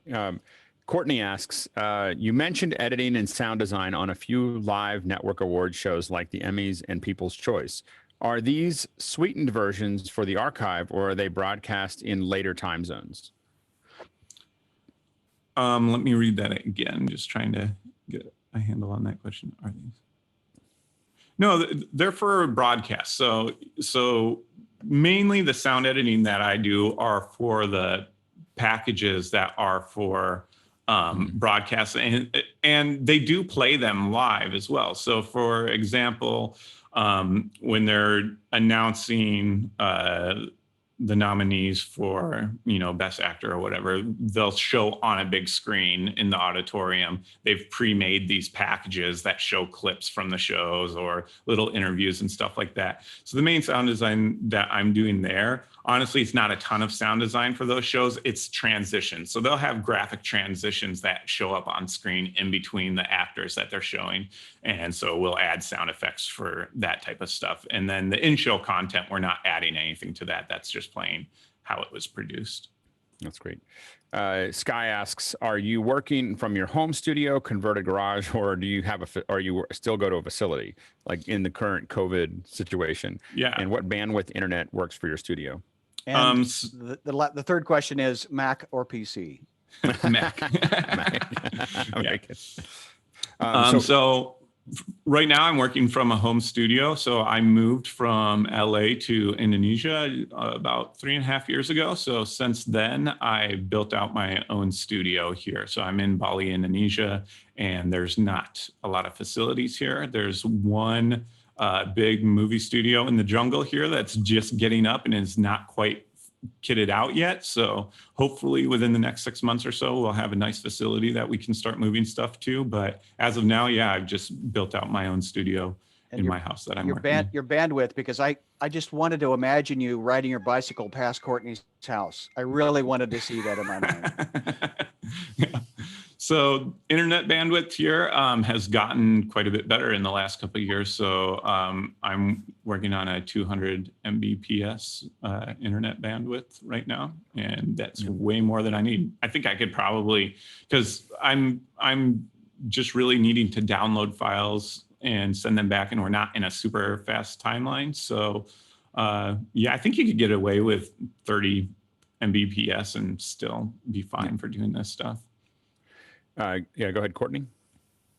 Yeah, it's interesting to see that you're in Bali. That do you find that now that you're in a different country, does that affect the jobs that you work on, or is it any kind of hindrance? Or since sound effects editing can really be done just almost anywhere these days, do you find movies being parceled out to individual editors? And does it make are there any meetings that you have to attend on Zoom or something? Or honestly, people have gotten really comfortable with just doing the email stuff and just doing this all online. We don't do a whole lot of Zoom meetings unless there's something really tight deadline and we need to like get together as a team and really hash it out. But yeah, me and my main partner that I'm working with, we're both completely remote, but all of our work pretty much still comes from LA. So he's doing most of the mixing out of, where is he at? He's up in Big Bear. So he's got a house up in Big Bear and he's doing his mixing there. I'm doing most of the editing here in Bali. And yeah, we're doing it fully remote now. Is security an issue? Because I know the networks and the major studios are completely paranoid off the rails about security of their pre-released media. Do they send, video files back and forth for you to edit a picture? Yeah, project files. So all the different production companies that we work with, they all have their separate servers that we'll log into and get stuff from them directly from their managed servers. So we're typically not sending stuff through emailing Google and stuff. There's some productions, like I do a lot of sound for the official Netflix YouTube channel. So I do a lot of videos for them. And it just depends on the client. Some clients are really, really strict about it. Some of them just will send you a Dropbox link for files. So just kind of depends on the production company and what their relationship with the distributor is. And do you download those work prints that you are going to sweeten or edit sound effects to a local server and then work on them there and then just upload the project files, the Pro Tools files back to the yeah, so everything gets downloaded to my local server and then goes right back to theirs. Do you have a preference on the size? Hans, Jeffrey? Getting back to the talking about the sound effects, there are some shows that really take these sound effects to an extreme, the boings and stuff like that. And of course, for me, I only feel that the only one outrageous sound effect that should be in everything is now everybody's going to agree here is the Wilhelm scream. So how when you do sound effects, do you find, or when somebody says I want you to do this completely outrageous sound effect, do you try to talk them out of it and kind of make it a little bit more natural to what the show is? It depends on what the content is. I myself, I would consider myself more of a minimalist sound designer. I do like things to live in reality. I like things to sound natural. But yeah, it just depends on the content. So things like for example, Floor is Lava. With that show, when I first dug into it, I really wanted to focus a lot on the lava sounds and go for this really kind of heavy doom gloopy sound of what was going on. But it all comes down to what the producers want. It's their show. They're deciding what they want. And for that show, what they wanted to do instead, they didn't want to go that real intense, scary. They wanted it to be more lighthearted and fun and kind of easy show to watch. And they were obviously right because it did really well. So for that, it was more. We kind of went with the kind of Wipeout version where it was a little more pronounced Foley, but kind of fake. They're landing on foam rocks, but it's like these big, huge smash sounds that sounds like, they're getting the wind knocked out of them and breaking their chest as they're falling on these big foam rocks and stuff like that. So yeah, it all comes down to what the producers want. I'm there to serve them, and I like to have fun with it, but generally, I like to keep it real. Sky? 2 questions. Do you have the car speaker as in the last bad audio in your studio? I don't have one in this current setup presently, but in my last studio in LA, yeah, I had different Auralexes, and I had a little boombox. I had a bunch of different things on a switcher that I could switch between all the different things that I'm doing. But as I'm not doing as much mixing now, I'm doing more sound design and more editing. I don't. And from the editor, what file size do you prefer? Because I know I would always give these massive 1920 1080, and the Pro Tools guys would just choke. So, well, with the internet speeds now, I'm actually I don't mind high res stuff. I actually prefer if I'm getting MXF video files. I've got a projector, so I like to see it looking good. So for me now, yeah, bigger file size, better quality, not a problem. And 5 years ago, I was like, send me the smallest resolution QuickTime that you can possibly, H.264. Right. Let me just deal with that because it's quick to download. But you're gonna say, Mickey? Yeah, just to build on what Mike was saying, like like a full feature length film, like both the AAFs and the like full DNX HD 1080p files, like ends up anywhere from 20 to 50 gigs. So like if you're just working on a 30-minute show or a 40-minute show, that's nothing. Go ahead, Greg. And it's actually the latest versions of Pro Tools actually want to see a higher res file. They want to see the MXFs and the ProRes. Mm-hmm. So you can't get away with the H.264s anymore. Right. Roscoe Jones asks, he said, Walter Murch says humans can focus on only 3 sounds at a time, so he keeps his tracks fairly clean and clear.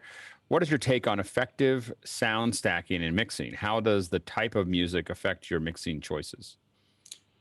So yeah, I totally agree with that. We can't focus on a lot of things now. There's ways to trick that. Like if you want to be able to layer in more details, you have to think about your frequency spectrum. So kind of thinking of it as orchestrating music, you've got, your deep lows with basses, and then you've got cellos, and you've got the different instruments going into different octaves. And we do the same thing with sound effects, especially starting with the background and environment sounds. You want to make sure that you've got something to fight with the music. And same with the sound design. You want to listen to the music, what frequencies are there and how that's affecting the emotion. You don't want your sound design to fight with that. Otherwise, you're going to have headroom issues and it's just going to sound muddy. So yeah, just working around the music mostly because all the music has been chosen by the time it comes to us. We don't really get to change that up. So we've got to work around the music and yeah, try to pick the things that you have the room for and focus on those sounds. I know one of the things that I do, if I take a movie that I really like, I've already watched it and I've decided I liked it, and then I turn all the audio off and I just watch it because then I can see the video, see what they actually did visually. Then I like to close my eyes and listen to the whole thing. And I have a 7.1 at the house, so I sit there and just lay back and just listen to where all the sounds are going, because that's what I'm amazed. What I'm amazed by in sound editing and sound and design is this as you said, like a canopy, especially when someone's really taking advantage of the surround space. There's like this canopy of sound that's happening, and sometimes there's just little things in the background that are hinting to something, and we're paying attention to it, but you're creating context behind you, that sets that up. Go ahead, Guy. Yeah, I think I see a Stream Deck on your console there. Can you tell us how you use your Stream Deck? Yeah, the Stream Deck is awesome. So my Stream Deck, I've got it programmed for Pro Tools. And the thing that, funnily, the thing that I use it most for is for editing backgrounds. Because when I'm editing backgrounds, I'm shooting through my timeline really quickly and nudging frame by frame and 5 frames, 10 frames at a time. So I really like the ergonomics of the buttons for when I'm shuttling around. So I've got different presets on there for fast forwarding, and then it's really nice for my macro. So instead of having to find where the picture cut is, nudge forward 1 frame, make a cut, nudge back, do a fade, nudge back again, just to confirm I got 1 button that'll take care of all of that for me. So yeah, it's really good for the editing macros and things like clip gaining stuff up and down. If I want to adjust the clip gain by a certain amount, I've got different buttons set up for that. That'll automatically make it do that. And then I've got some macros in there for Sound Miner as well. So when I'm working in Sound Miner with my sound effects, I've got different buttons to adjust the pitch and to send it into Pro Tools and stuff like that. So yeah, it's good time-saving tool. I realize that's the ad campaign for a Stream Deck. My Stream Deck, like how I use my Stream Deck. All right. Yeah. Brandon Berg said, "Can you recall a project that really pushed your limits? What were the things that you learned about your craft during that project?" Yeah. So probably the one that I remember the most, Mickey and Greg will remember this, was a movie called Deep Gold 3D. So this was the first movie that I was ever re-recording mixer on. And so this, you don't need to watch this movie. Don't go out and try to find it. But it was a real challenge in many ways for me. I had a lot of first experiences dealing with an eccentric director, which was something that I would learn I would have to do a lot in my future. So that was a great learning experience, not only in really having to put my skills to the test as far as mixing and surround for the first time on a dub stage, but dealing with everybody in the different departments. And yeah, I walked away from that not unscathed. There was a lot of late nights. I remember sleeping on the dub stage and traveling in between Cebu and Hong Kong to do different mixes and stuff. And it was intense. And I learned some humility in there. And I learned that I wasn't as good as I thought I was. And I learned to reach out for help to the other people around me, because even if you've got other people around you that are not super experienced, you've got some people that have tons of experience, but then I have other guys that have been working around the same time as me. When you join your experience together, everybody knows different things and you really can learn from each other. So that was the main thing for me, learning how to work with other people and sharing the knowledge. And yeah. That's great. Sky, go ahead. I'm just kind of, you took me back to my origin, Courtney and then Michael, of being in a studio somewhere in Hollywood and driving past, getting a Pink's hot dog, etc.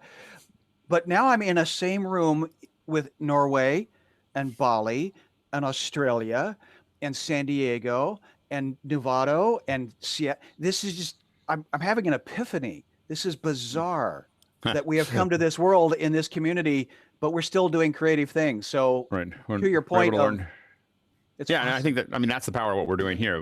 What we're able to do is that all of us have these different verticals that overlap enough that we're interested in talking to each other, but not so much that we're all talking about the same thing. Go ahead, Greg. And technology is allowing us to do this. Thank you. Yep. Yeah. Greg. I just wanted to say that the studio in Cebu was so crazy at that time. We were so thankful to get Michael there.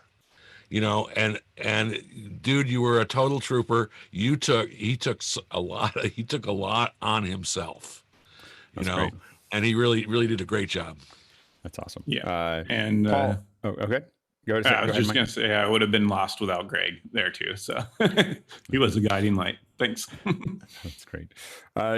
Paul Shadwell says, how are the participants mic'd up on the floor as lava?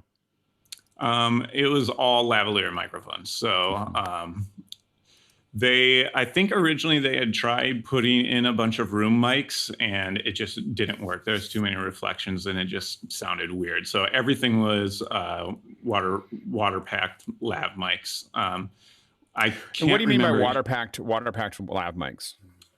So they have the lavs all wrapped in either condoms or other plastic stuff that they use to waterproof it. I'm not sure. There was a thread that on Facebook that we talked about this, and the production sound guys came on and talked about everything that happened there.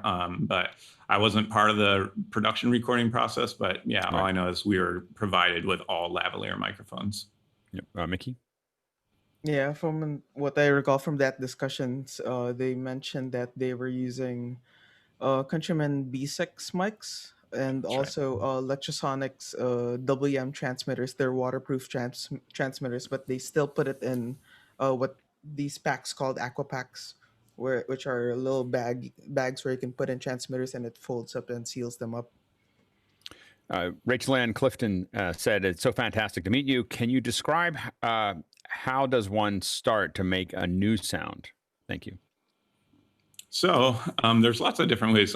I used to, in one of my sound design classes, one of the fun projects that we would do is making sound effects from sine waves. So if you really want to create something, using a synthesizer is the way to go. So you start by electronically just manipulating sine waves. And so I would have a project, the first thing that I would do with my students is starting just with white noise and sine waves.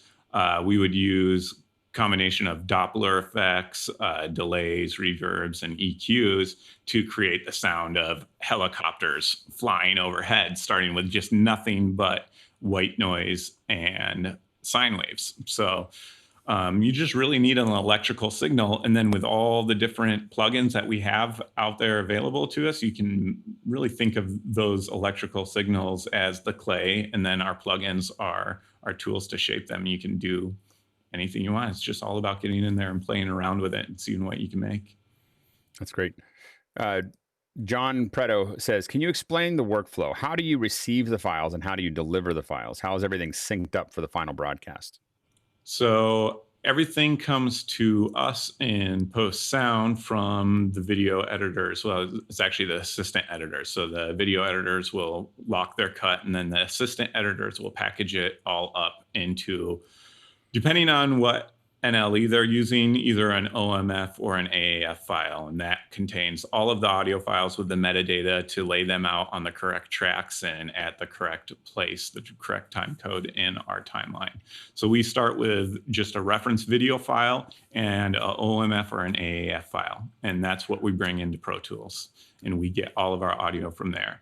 Now, when we deliver it back, we're just delivering audio files. We don't send our Pro Tools session. We just deliver the stems and the deliverables that are asked of us. So different distributors have different settings that they want us to send. So typically we'll send out our full mix. We'll have mixes without the narration, mixes where we have just music that doesn't have any dips in it for the dialogue. So foreign mixers can redip the music based on the dialogue that gets re-recorded. So we're just sending out raw audio files when it leaves. And then the online editors will put that all together and package that for delivery for broadcast.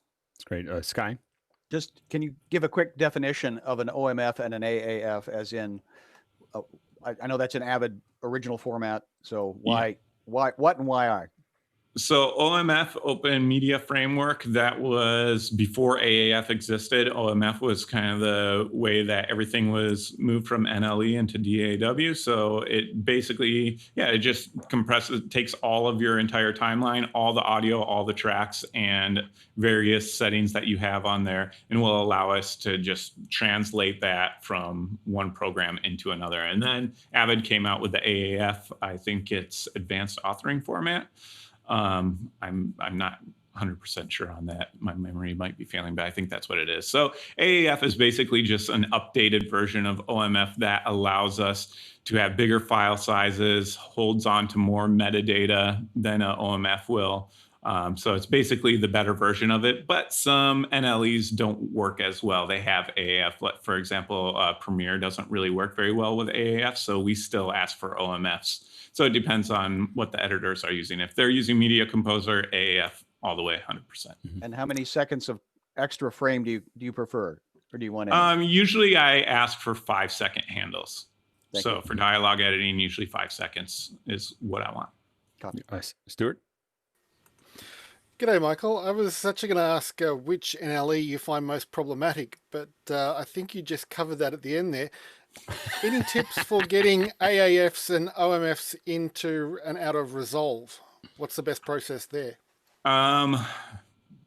Well, I've only worked on one thing that we were editing in Resolve, and if I remember correctly, we had to use third-party software to get it into Pro Tools, and that was a while ago. So I don't really work with Resolve very often at all. So honestly, I'm not super up to date on what the most current workflows are with Resolve.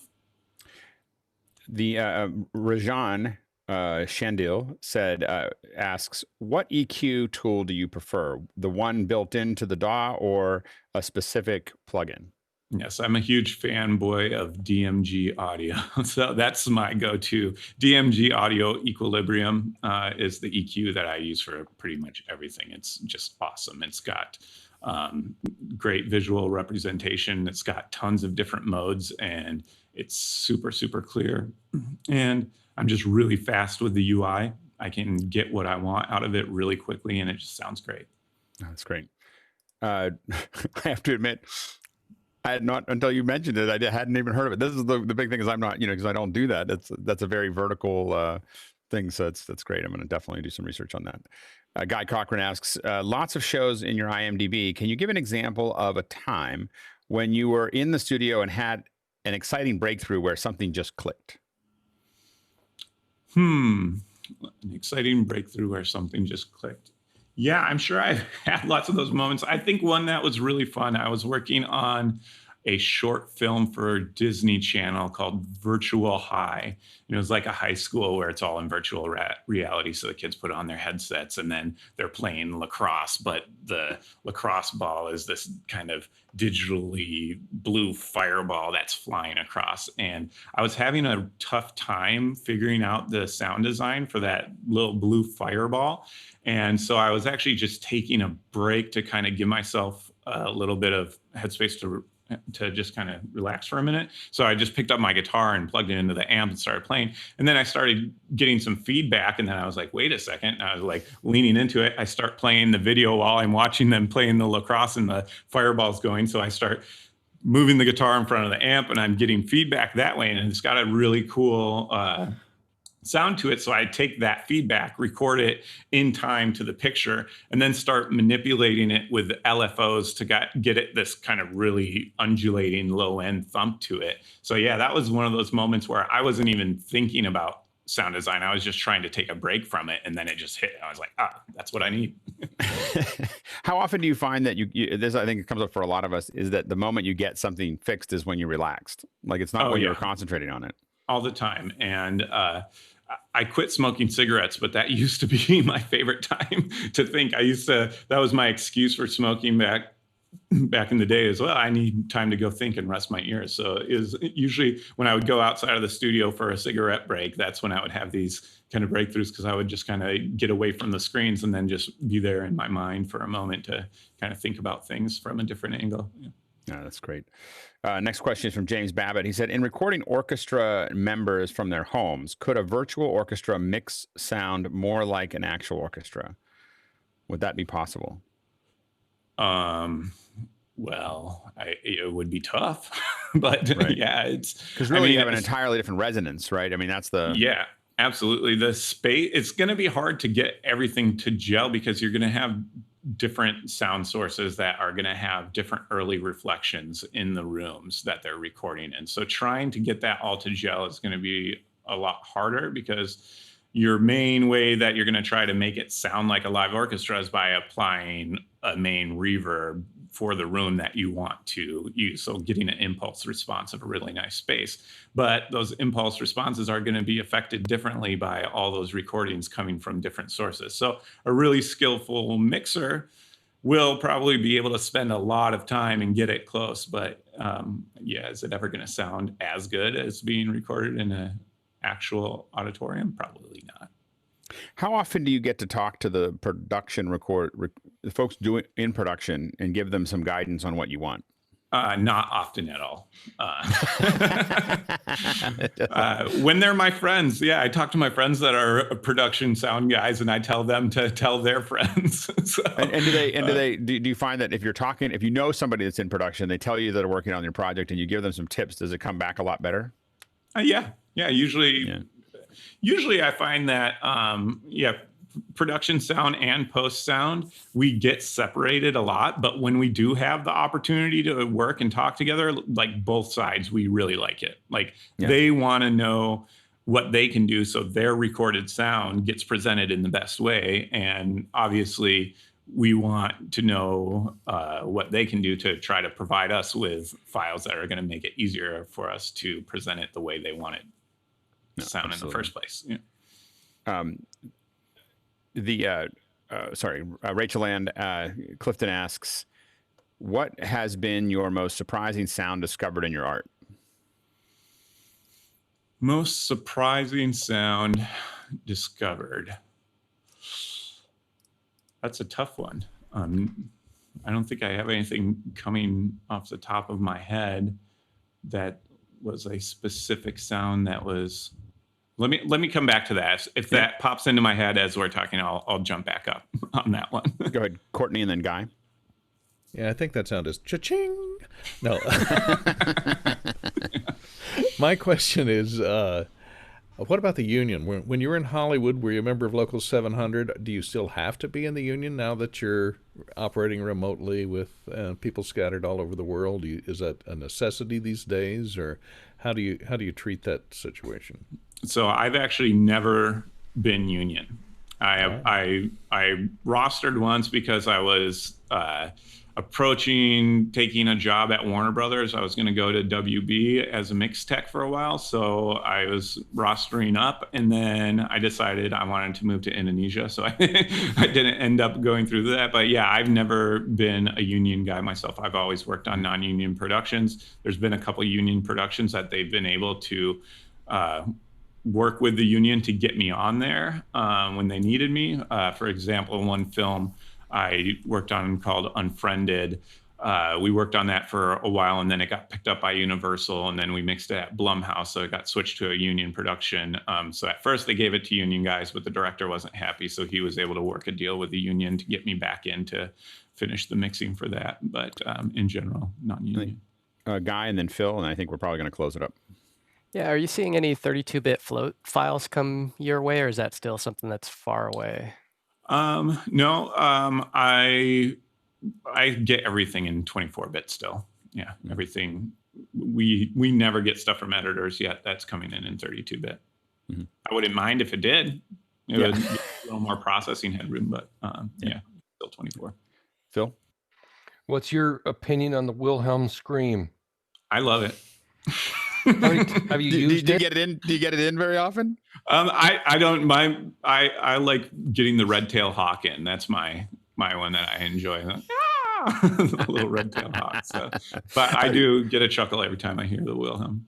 Yeah, I'm pretty sure that Ben Burt has got it into everything he's ever worked on. I think even if you gave him a short film, it probably has it in there somewhere. Mm-hmm. So that's definitely his one of his signatures. Anyway. Michael, thank you so much for your time. Amazing. It's a pleasure. It's so great. I learned a lot. In an hour. It was an amazing hour. So thank you so much. Do you have anything posted somewhere that people can follow you or look at what you do? Do you post anything anywhere? Not really. I'm not a big social media guy. I'm on a lot of the Facebook post-production sound group. So if you guys weasel your way in there, you'll find me in there commenting and stuff. But other than that, I just kind of keep my nose to the grindstone and don't get on there too much. So. Well, thank you so much for your time. We really appreciate you coming and joining us for an hour. It's been great. Yeah, it was a lot of fun. Thanks for having me. Yeah, thanks so much. Thanks to everyone for yet another 2 to 3 hours of hanging out with us this morning. Remember that tomorrow we've got Chris Summers coming in from Budapest. He's going to be talking about cinematic film rigs. And so we'll be talking about rails and build-ups and all those other processes that he's working on. It's our last Wednesday with Chris. He's got a film coming through, or he's got some production coming through. He broke the news to me over the weekend. He's going to have to actually go back to work during this time. And so he's been working, but it hasn't conflicted until now. So anyway, definitely come by next tomorrow. And then on Thursday, we're going to be having panelists introduce themselves. Go ahead and hit it, Nikki. I forgot to cue you. See, there it is. Friday is education. Remember that Saturday is first education, and then we're going to have Steve Bays, former senior product manager for Final Cut, as well as Steve Martin and Mark Spencer joining the crew to talk about the new Final Cut and Motion additions that we saw last week. So otherwise, have a good day, night, morning, wherever you are. Thanks so much, and we will see you all tomorrow. All right, take care, guys. Bye.